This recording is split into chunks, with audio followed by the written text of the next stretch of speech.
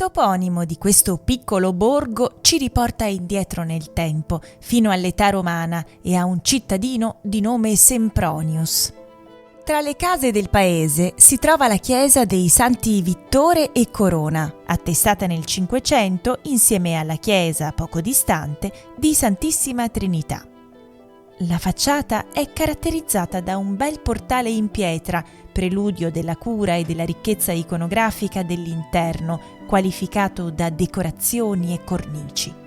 Un autore anonimo del XVIII secolo ha lasciato sulla parete a sinistra la raffigurazione dell'Ultima Cena, dove si adoperano coltelli e forchette per cibarsi di formaggi e di selvaggina, scostandosi dalla più ricorrente simbologia dei gamberi.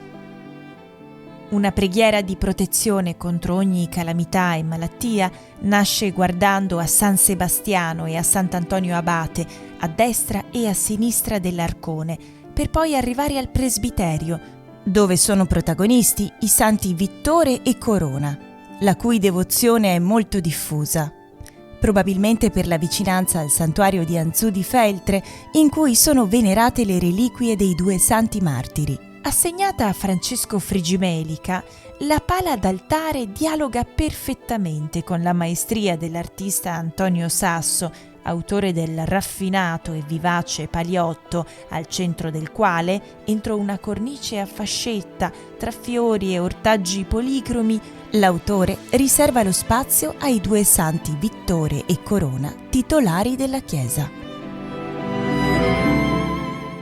A San Progno, lungo la strada che unisce Pellegai con Carve, in una splendida posizione panoramica sulla valle del Piave, caratterizzata da un erboso sagrato e da un cimitero delimitato e protetto da un muro, si erge la cinquecentesca chiesa di Santissima Trinità, alla quale nei tempi passati si conveniva devozionalmente per rogare il buon tempo, tanto necessario in una società dedita alla lavorazione dei campi, quando il tempo veniva scandito dai rintocchi dell'elegante campanile seicentesco.